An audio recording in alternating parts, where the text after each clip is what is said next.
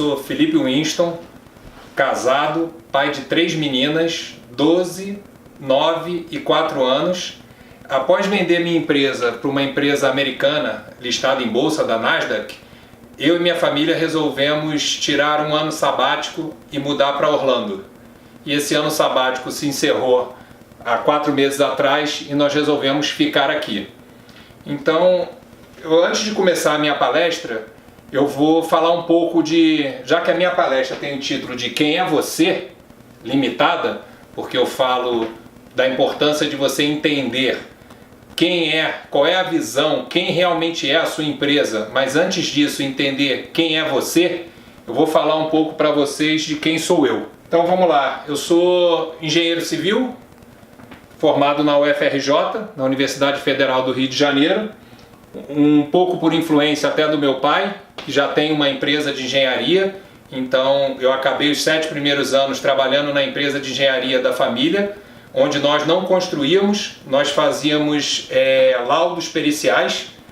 Minha área é muito focada na engenharia civil, o meu pai ficando mais na especialidade dele, que é engenharia mecânica. Após 5 anos de formado, eu vim morar em Nova York para fazer meu TOEFL e eu queria aplicar para fazer um MBA aqui nos Estados Unidos. E eu fiz esse TOEFL em maio de 2001 e, como todos sabem, 4, 5 meses depois aconteceu o September 11, deu aquela confusão no mercado americano. Graças a Deus eu já estava no Brasil, porque quando eu vim para cá, eu morei em Nova York, a 2 quadras do World Trade Center. Então eu já estava de volta, mas submetendo a minha documentação para vir fazer um MBA. Naquele momento eu desejava ou Harvard ou Wharton. E quando deu toda essa confusão, conversando com a minha família, com meus pais, eu ainda morava na casa dos meus pais, achamos que não era a hora certa de mudar para os Estados Unidos. Hoje, olhando para trás, e graças a Deus nada disso aconteceu, mas naquela época se dizia que podiam colocar bombas nas universidades americanas, tudo isso. E aí resolvi não aplicar para o MBA. E fui procurar no Rio de Janeiro o que tinha de mais próximo de um MBA numa Ivy League. Naquele momento, em 2001, eu encontrei a COPEAD, que era da UFRJ também, o mestrado da COPEAD e o mestrado do IAG da PUC, a Escola de Negócios da PUC. Como eu já tinha feito a minha graduação na Federal e eu queria uma experiência diferente, eu optei por fazer o meu mestrado em Administração de Empresas na PUC, o que foi uma escolha, no meu ver, muito acertada. Eu sou muito grato à Universidade Federal, mas realmente o mindset da PUC no Rio de Janeiro, ele é muito mais de empreendedorismo. Então esses 2 anos de mestrado na Escola de Negócios me ajudaram bastante na formação da minha veia empreendedora. Mas, como eu falei para vocês, ficou aí um gap. Ficou um gap que era a chance de estudar numa universidade aqui fora. Logo que eu terminei meu mestrado, eu tive a chance de montar uma empresa na área médica, que é essa empresa que 13 anos depois eu vendi. Essa empresa cresceu bastante, mas eu carregava esse gap o desejo de fazer algo numa universidade aqui nos Estados Unidos. Não fazia mais sentido. Nesse período eu casei, nasceram minhas filhas, não fazia mais sentido nenhum eu parar 2 anos da minha vida e voltar para um MBA. Então eu fui sempre fazendo cursos, procurando sempre aprimorar o meu conhecimento. Durante 3 anos eu participei de um grupo chamado Renaissance, que é um fórum de empresários. Nós tínhamos reuniões mensais, 10 empresários de mercados diferentes, para realmente ajudar a fazer network, dar dicas na empresa um do outro. E uma vez por ano nós tínhamos um encontro anual. Íamos todos para um sítio, todos os fóruns do Brasil, e fazíamos uma convenção de 3 dias com treinamento. Dentro dessa convenção, uma das tarefas era eu falar o que tinha ficado para trás na minha vida, que eu não tinha conseguido resolver ou atingir. Quando eu falei que tinha ficado esse gap do estudo aqui fora, um outro membro de São Paulo guardou para ele e me procurou e falou: olha, eu tenho como resolver esse seu gap. Existe um curso de 3 anos, mas não é full time. O curso se chama OPM, Owner and President Management, é só para donos e presidentes de empresa, na Harvard Business School. Você fica interno 3 semanas por ano, estudando de segunda a sábado, uma média de 16 horas por dia, retorna para o seu país. Durante esses 11 meses você tem uma tarefa para ser realizada ou algumas tarefas para serem realizadas. Você volta no ano seguinte, faz mais um módulo, retorna para o Brasil, mais 11 meses de preparação para você voltar e fazer o último módulo. E é bem interessante porque eles dividem muito bem. O primeiro módulo é reconstrução. Eles falam o seguinte: eu vou desconstruir tudo que você aprendeu e vou criar um novo mindset. O segundo módulo ele diz: agora nós vamos setar a sua empresa, vamos colocar a sua empresa como ela deveria estar. Terceiro módulo e último é: vamos levar a sua empresa para um próximo nível. Então por isso que eu sempre menciono que foi um divisor de águas na minha vida. Eu fiz esse curso em 2012, 13, 14. Mudou meu network, a minha turma, nós éramos 160 alunos de 33 países diferentes, então um network absurdo, um nível de conhecimento muito alto e realmente algo que me impressionou. E olha que eu vim de uma universidade federal do Rio de Janeiro, onde eu tive professores muito bons, fiz um mestrado no IAG da PUC, Rio de Janeiro, com professores também muito bons. Agora, ao chegar na Harvard Business School, você se depara com caras realmente fora da curva. A primeira semana você tem a chance de ter aula com um cara que ele diz que iria te explicar, ele vai contar como é que ele fez o Bill Gates ganhar o primeiro $1 milhão dele. Você fala: poxa, pera lá, você vai no Google, esse cara estava sentado na mesa com Bill Gates e mais 2 quando o Bill Gates decidiu lá atrás pagar $1 milhão no DOS. Você fala: caramba, que decisão. Depois você tem uma aula de estratégia com outro professor e ele fala que vai contar como é que foi a decisão da Apple de lançar o iPod, o que mudou a cara da empresa. E aí você vai no Google e vê que nesse momento, ou durante 5, 10 anos, esse cara sentava no board da Apple. Então são caras realmente que participaram das grandes mudanças no mundo, com um conteúdo absurdo e que conseguem mudar a sua cabeça. E essa palestra que eu vou dar para vocês agora, ela foi baseada numa aula que eu tive, ou num grupo de aulas que eu tive no primeiro módulo, com o professor, o Robert Kaplan, que foi o segundo homem do Goldman Sachs. Hoje ele está no Fed, como presidente do Fed de Dallas, e ele já escreveu alguns livros, e ele criou um modelo para mudar a cara da nossa empresa. É claro que eu tive diversos professores que acrescentaram bastante no OPM, lá em Harvard, mas realmente eu sempre menciono que se eu tiver que pensar algo que mudou a cara da minha empresa, foi esse módulo dado por esse professor. Realmente, quando eu retornei em 2012 e que eu apliquei tudo que eu vou falar aqui para vocês, eu apliquei na prática, isso mudou a cara da minha empresa. Isso realmente levou a minha empresa para um outro patamar e nos colocou nessa posição de poder ser adquirido por uma empresa listada em bolsa anos depois. Então é algo que realmente eu acredito ser de suma importância.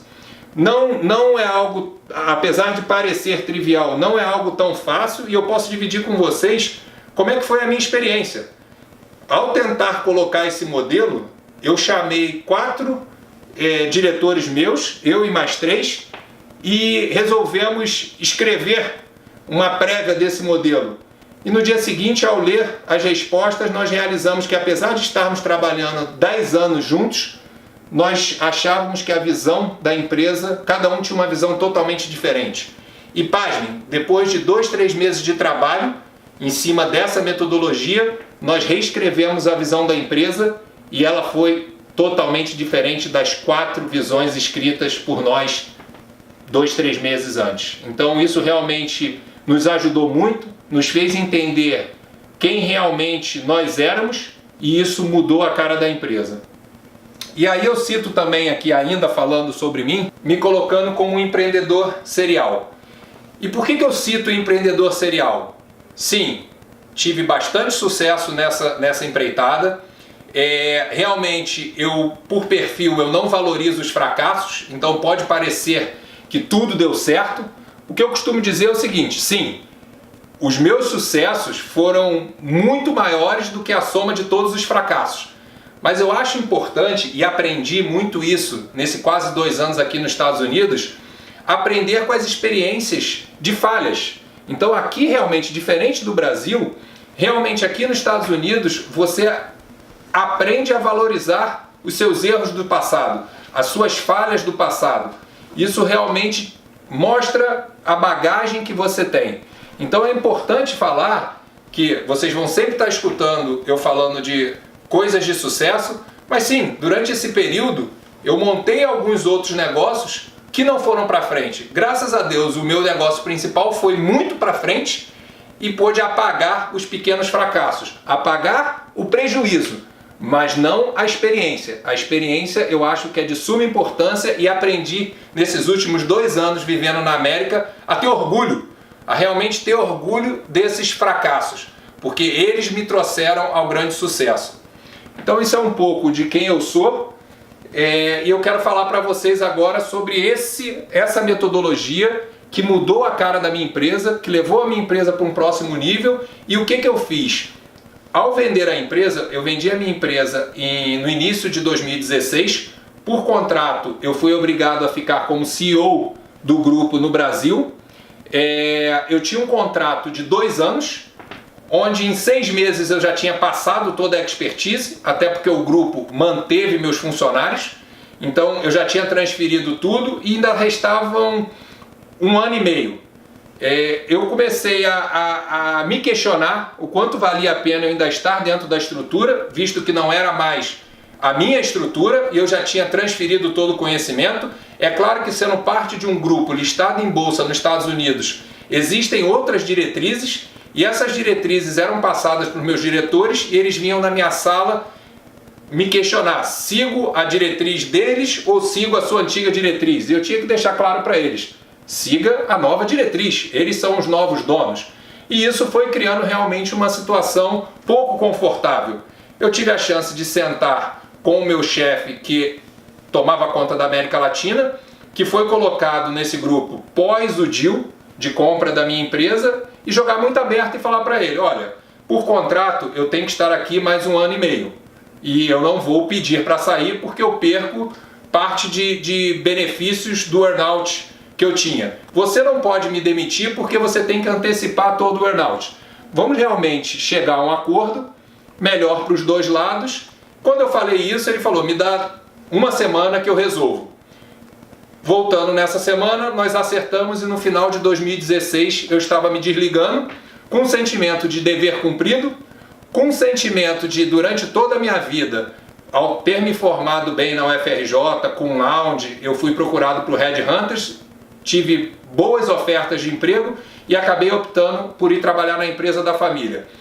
Ao fazer o meu mestrado, eu fiz claramente com a ideia de ir para a carreira de executivo, e no meio do mestrado, como eu falei, eu montei essa empresa na área de saúde e fui tocar um 2º negócio que rapidamente se transformou no meu primeiro negócio. Então ainda existia também aquela dúvida se eu gostaria ou não de ser executivo. E eu consegui matar essa dúvida nesse período de 10 meses como CEO da empresa. E pude perceber que realmente eu não tenho certo ou errado, mas eu prefiro empreender. Então eu realmente me senti nesse período como um prisioneiro, contando os dias para me libertar. E mais uma vez, agindo como pessoas maduras, eu consegui antecipar em mais de 1 ano essa minha saída. Mas aprendi bastante com essa experiência como executivo. Foi bastante enriquecedora, isso realmente para mim foi um novo aprendizado, fazer parte de uma corporação. Essa empresa é de San Diego, então tive a chance de vir para as reuniões e discutir a estratégia da empresa mundo, a estratégia da empresa América Latina, fazer parte desse grupo, entender como pensa o outro lado, e isso me deu mais certeza de que eu gosto de empreender. Então, final de 2006, eu estava saindo da empresa, nós já tínhamos casa aqui em Orlando desde 2013, viemos tirar 2 meses sabáticos, Lembrando que o Rio de Janeiro, pós-Olimpíada de 2016, voltou a passar por problemas. E aí a minha família resolveu que desejaria mudar para a América. Voltamos para o Brasil em março de 2017, acertamos tudo e mudamos no meio do ano de 2017 aqui para Orlando. Nesse meio tempo eu montei a empresa chamada Win. Por quê? Ao vender a empresa num cenário de crise do mercado, eu fui bastante procurado para prestar mentoria, consultoria. E aí eu montei essa empresa, Win de vencer e o Win do meu sobrenome Winston, para realmente começar a fazer o que eu tinha desenhado que seria o meu novo caminho nessa nova etapa da minha vida. Vindo para cá eu trouxe essa empresa, tive que deixá-la um pouco adormecida no Brasil, apesar de que de tempo em tempo eu vou para lá atender os clientes, mas trouxe para cá também. E é com ela que eu aplico essa metodologia, dando consultoria e mentoria para empreendedores aqui na América. Então, falando desse modelo que eu criei, que eu chamo de modelo Win, que nada mais é do que uma adaptação desse modelo que eu aprendi na Harvard Business School, que mudou a cara da minha empresa. E no que consiste esse modelo? Esse professor, ele deixava bem claro o seguinte: para ter sucesso, toda empresa tem que saber ao certo, muito claramente, quem ela é, qual o seu real DNA. E aí, por que na palestra eu chamo de quem é você e depois limitada? Porque para definir o DNA da sua empresa, primeiro é importante você entender quem você é. Então essa é uma dica que eu dou para os brasileiros que estão chegando na América, que estão querendo empreender na América, criar novos negócios. Pare um tempo, reflita e entenda primeiro quem você é, quem realmente você é. Entendendo o seu perfil, o seu DNA, passe a tentar entender quem é a empresa que você quer montar. Então, o nosso objetivo nesse modelo, ao acabar esse trabalho, ao acabar esse modelo, é ter uma visão definida da empresa. Eu não quero aqui entrar no mérito da importância de missão, valores, tudo isso que nós já ouvimos falar no passado, mas, na minha concepção, ter uma visão bem definida muda a cara da sua empresa. E qual é a definição dessa visão? O que eu chamo de visão? É realmente como essa empresa quer ser definida pelos seus clientes, amigos, concorrentes. Isso aí é o seguinte, parece muito simples, mas não é. Nessa metodologia nós vamos responder primeiro a 6 perguntas que parecem ser triviais, mas quando paramos para pensar, realizamos que não é tão fácil de ser respondido. E aí você escreve 1 ou 2 sentenças que vão definir a sua empresa. E essa visão, a partir do momento que ela está definida, ela tem que ser algo que está no sangue do empreendedor e da empresa. Então eu defendo muito o seguinte: definiu a visão da empresa, coloca ela na carteira, no celular, na parede da empresa, em todos os computadores, em todas as mesas de trabalho, e mais do que rapidamente tenha ela decorada. Porque é ela que você vai falar no elevator speech, que é aquela oportunidade que pode cair no seu colo de você encontrar alguém super estratégico para sua empresa num elevador e você ter que falar para essa pessoa em 10 segundos quem é realmente a sua empresa. Então isso tem que estar super decorado, tem que ser algo claro, mensurável, porque não adianta ser vago, a pessoa tem que entender e você tem que poder provar a sua visão, e com isso você tem definido realmente o DNA da sua empresa. Ao definir a visão, existe um segundo ponto que eu defendo, e ele vem da regra dos 3. Muita gente já deve ter escutado da regra dos 3. O que é essa regra? As pessoas sabem da importância de ter prioridades, só que muitas delas criam 5, 10, 20 prioridades. Minha gente, desculpa, 20, 10 deixa de ser prioridade. Então essa regra do 3, que já foi muito estudada, diz o seguinte: o nosso cérebro consegue trabalhar no máximo com 2 a 3 prioridades. Então por isso regra do 3. eu falo o seguinte: vamos escrever 3 prioridades para a nova empresa. E essas prioridades, muita gente me pergunta, poxa, mas eu fico preso a essas prioridades para sempre? Claro que não, ainda mais numa startup. Prioridade é para ser resolvida. Se ela for resolvida em 1 mês, 2 meses, 3 meses, ela some e surge uma nova prioridade. Ok, entendido isso, qual é a real função de se ter prioridades? Ao perguntar isso para os meus mentorados, a maior parte diz, ué, prioridade é para te dizer o que nós devemos fazer. Beleza, é verdade, mas não é essa o maior objetivo. O maior objetivo é dizer o que nós não devemos fazer. E por quê? Hoje, num mundo muito rápido que vivemos, no mundo digital, no mundo de informações, um grande risco do empreendedor é querer abraçar o mundo. E se nós tentarmos abraçar o mundo, nós tentarmos colocar a nossa empresa resolvendo todos os problemas, existe uma grande chance de que ela não resolva bem nenhum problema. Tá? Então, assim, mais importante do que dizer o que nós vamos fazer é dizer o que não vamos fazer. O que é isso? Surgiu uma oportunidade, volta nas prioridades. Se não está descrito ali, deixa essa oportunidade para depois.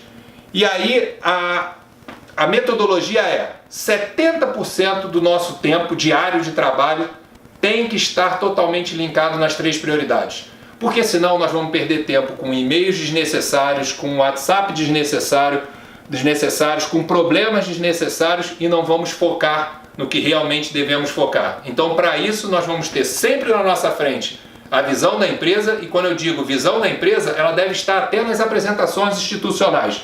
As prioridades não precisam estar para fora, as prioridades são muito mais internas, mas a visão não. Você não tem que ter vergonha de mostrar a sua visão, todo mundo deve saber. Ah, mas aí a concorrência pode copiar. Me desculpa, essa visão está inserida na cultura da sua empresa. O fato de você externar essa visão não faz com que ela seja copiável. Então todo mundo deve entender realmente a visão da empresa e saber a visão da empresa, e as prioridades são internas. Todos os colaboradores devem saber as prioridades para realmente ter foco. Então esse é o output que eu busco nesse modelo.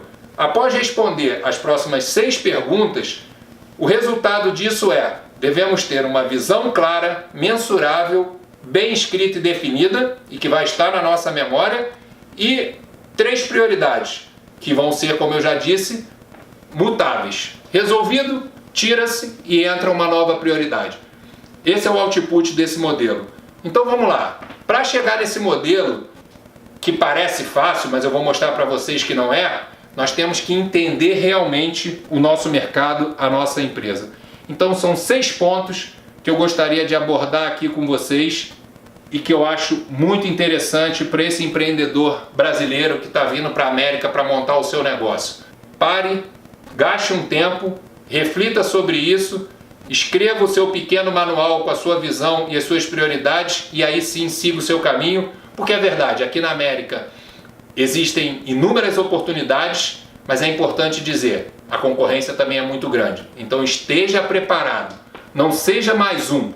Venha realmente com um diferencial, faça diferente, faça o correto, faça o que o mercado não está fazendo e realmente o sucesso tende a ser estrondoso. Então o primeiro ponto que eu gosto de debater com o empreendedor, e mais uma vez, gente, eu não estou reinventando a roda.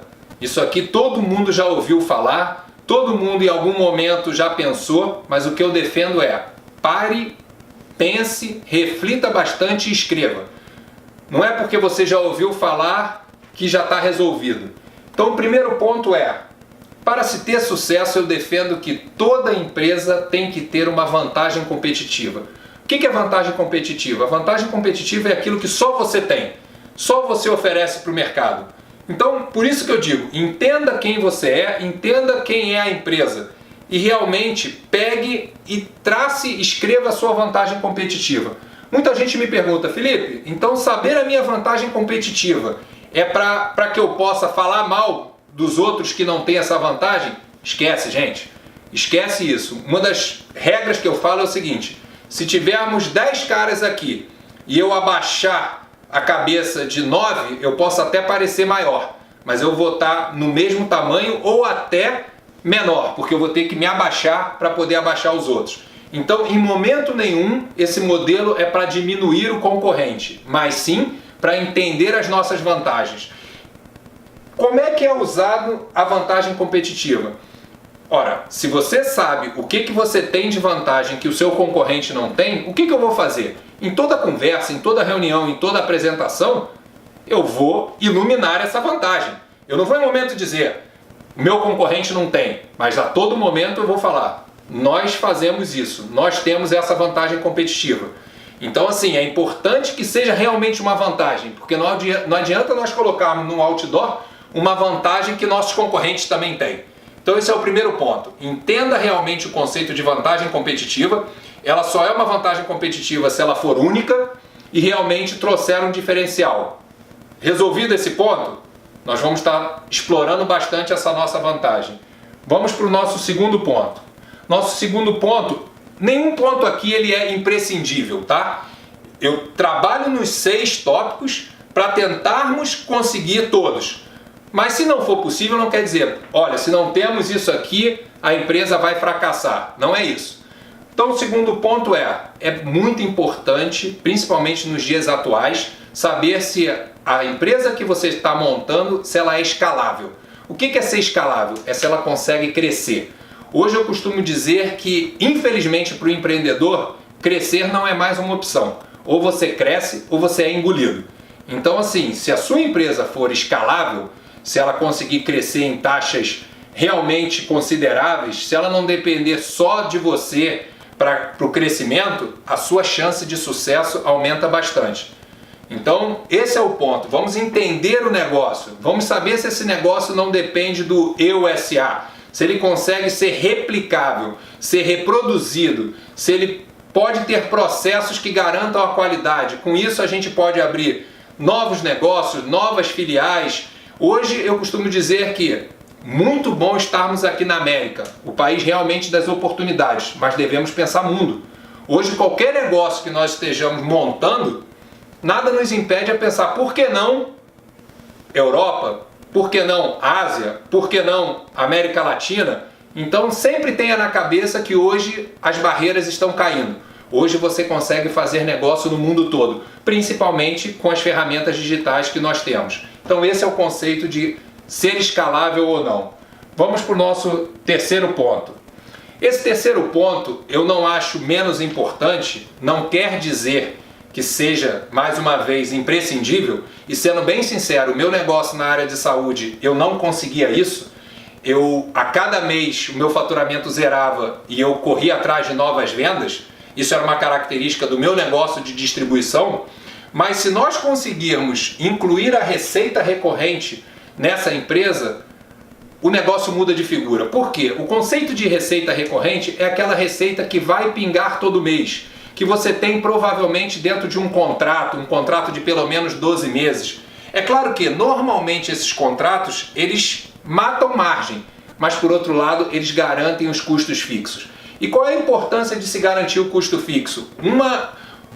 Um desafio para o empreendedor é não ficar apagando incêndio todo dia.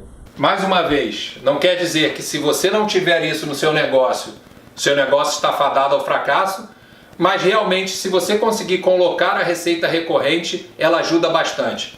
Sendo bem sincero, o negócio que eu tive 13 anos no Brasil, eu não consegui colocar receita recorrente. A cada mês meu faturamento zerava e eu tinha que vender tudo de novo.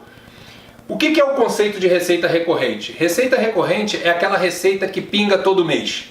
É claro que muitas vezes você sacrifica a margem para ter uma receita recorrente. Exemplos: membership, contratos de longo prazo. Geralmente você sacrifica a margem, mas você consegue ter os seus custos fixos pagos. E qual é a importância de ter seus custos fixos pagos?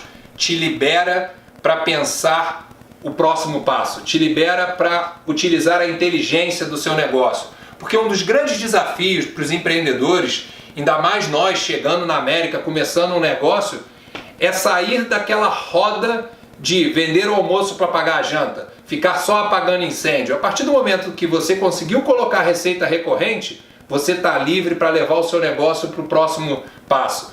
Então, assim, se conseguirmos, é importante pensarmos na receita recorrente. É importante gastarmos um tempo pensando: ok, eu concordo em sacrificar margem, mas eu não quero todo mês estar preocupado com as contas fixas. Então esse é um ponto que eu coloco na mesa para que o empreendedor aborde. Se é possível ou não. Se não for possível, como eu já falei, seguimos, não quer dizer que a empresa não vai ter sucesso. Indo para o quarto ponto. Esse quarto ponto, gente, ele é a pergunta do bilhão. Por que a pergunta do bilhão? Aqui na América a gente chama de unmet need, que é a necessidade não atendida do mercado. Qual é o conceito por trás do unmet need? Se você conseguir oferecer ao seu cliente o que ele deseja e o mercado não oferece, a sua empresa ela explode. Ela tem um sucesso gigantesco. Agora, vamos lá. Primeiro, temos que ter em mente que provavelmente os nossos concorrentes também estão tentando achar esse unmet need. Um risco é pensarmos o seguinte: algo que nosso cliente deseja, mas que não é factível. Isso é um grande risco. Olha, se resolvermos dar $1 milhão para todos os nossos clientes, eles só compram conosco. Tudo bem, nós vamos quebrar no segundo dia. Então, essa necessidade do cliente não é uma necessidade que nós possamos atender. Então, é muito importante, não quer dizer que tenhamos que ter essa resposta, mas eu falo para o empreendedor: eu sou muito fã de reuniões de conselho.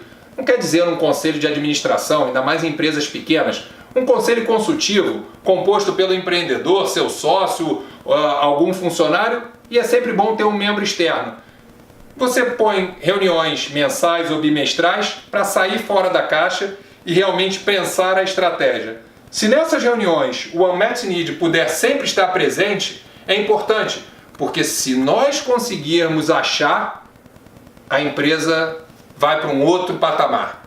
Então, assim, essa é a importância, não quer dizer que precisamos responder, mas de estar na cabeça do empreendedor. O que realmente o meu cliente deseja que ninguém atende? Vamos lá, é bom tomar cuidado com outro ponto, que é algo que te é muito custoso, você faz achando que o seu cliente quer, mas no final das contas ele não valoriza tanto. Então realmente o unmet need é algo que o cliente valorize e que a empresa possa fazer, que seja factível para a empresa. Existe um segundo passo do unmet need, que eu não gosto nem muito de explorar nas minhas mentorias, que é o que, por exemplo, o Steve Jobs fez. Ele criou uma necessidade no mercado. Mas vamos lá, gente, isso é para os gênios, tá? Isso não é para todo mundo. Obviamente eu não consegui realizar isso dentro da minha empresa, e não quer dizer que ao não conseguir criar uma nova necessidade você não vai ter sucesso.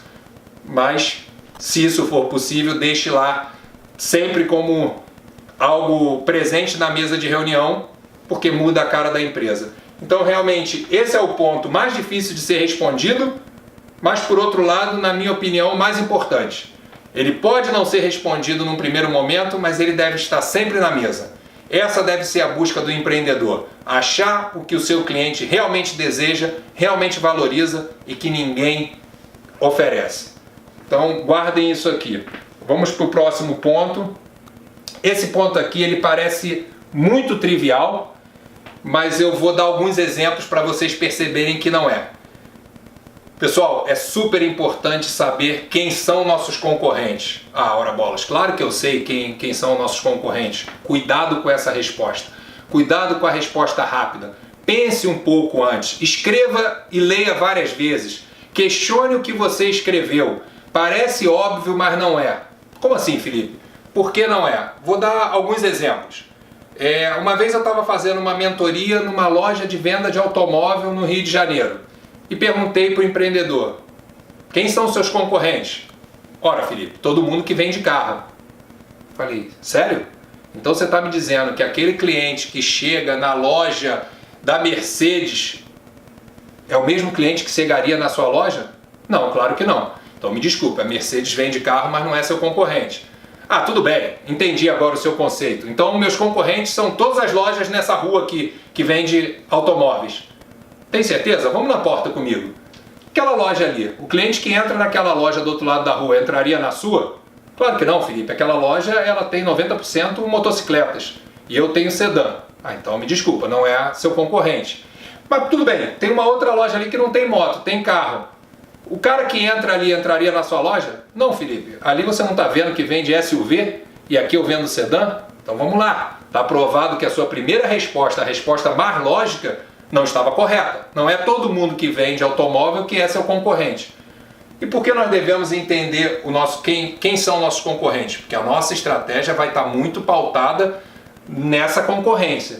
Um outro exemplo muito diferente, que nesse caso, isso é que eu acho que é a riqueza da palestra ou a riqueza da mentoria. É claro que, e nessa palestra online, eu vou deixar aberto também meu contato para vocês. Então, o que eu gosto muito de dar palestras e mentorias é que muitas vezes nós aprendemos bastante. Então, nessa mentoria que eu estava dando para uma casa de festa infantil no Rio de Janeiro, quando eu perguntei quem eram os concorrentes e ele começou a enumerar algumas casas de festas, uma das respostas dele foi o dólar.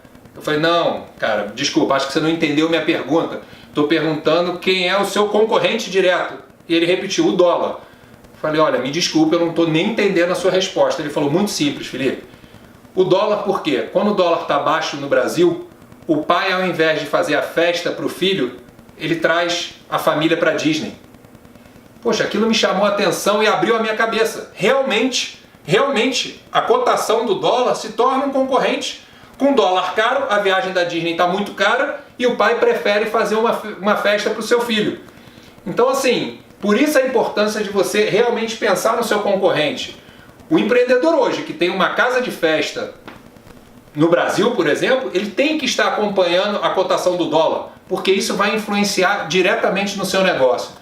Então, eu aprendi com essa mentoria. Por isso, eu coloquei como um dos 6 pontos. Vamos realmente pensar, porque não adianta eu criar uma estratégia, no exemplo de casa de festa, para concorrer com as casas de festas que estão brigando pelo mesmo cliente, sem olhar o mercado, o dólar, porque isso vai totalmente afetar o meu negócio.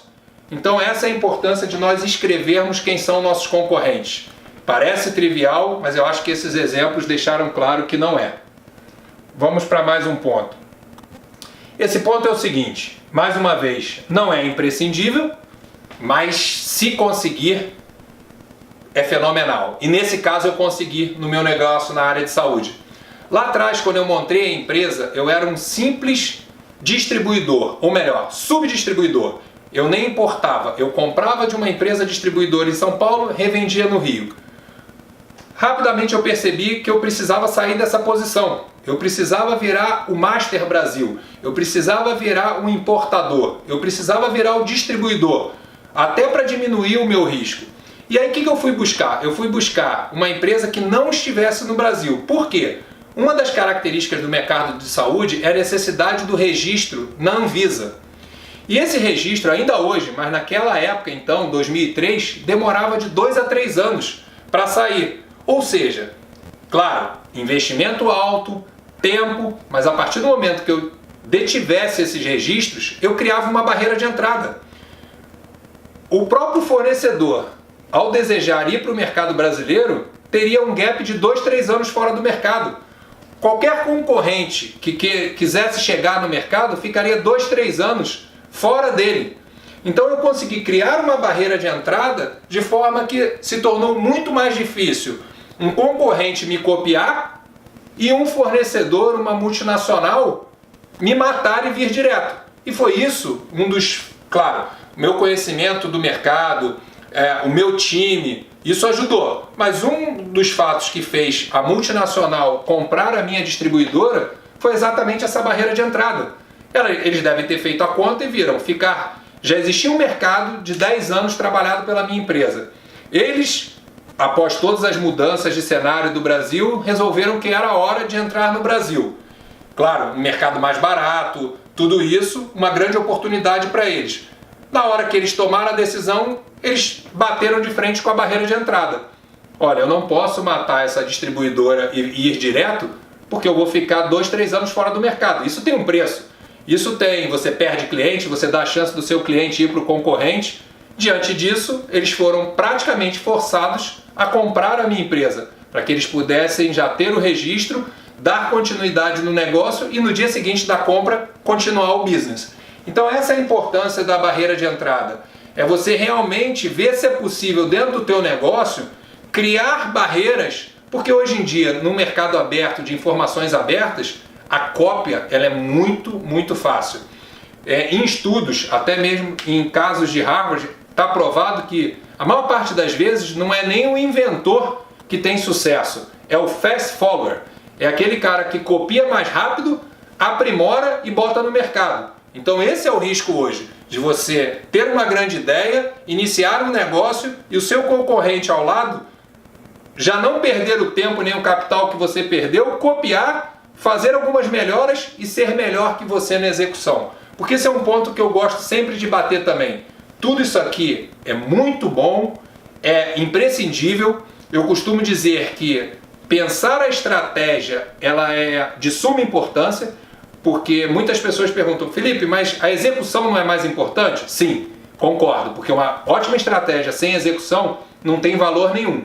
Mas cuidado para você não pensar só na execução. Um exemplo que eu costumo dar é o seguinte, tá, nós empreendedores, nós precisamos correr. Só cuidado é o seguinte, não adianta contratar os maiores corredores se você não disser qual é a direção. Então o risco do empreendedor é ser muito rápido, correr muito bem, mas na direção errada. Se você estiver correndo na direção errada, meu amigo, desculpa, você está se afastando do sucesso. Por isso eu digo, gaste um tempo no início, desenhe a sua estratégia, trace o rumo da sua empresa e aí sim, tenha a melhor execução. Aí sim, a execução ela tem um valor até maior do que a estratégia. Mas cuidado, execução sem estratégia, no meu ponto de vista, não tem valor nenhum. Então, respondido esses 6 pontos, a gente volta no início do modelo. Fica muito mais fácil, nesse momento, onde você gastou aí uma semana, um mês, no meu caso, na minha empresa, eu posso dizer, é claro, nós não paramos a empresa para fazer isso, nós continuamos a empresa, nós tínhamos reuniões semanais, eu e 3 diretores, mas nos custou quase 3 meses para realmente a gente chegar naquelas 2 frases que definiam a visão da nossa empresa.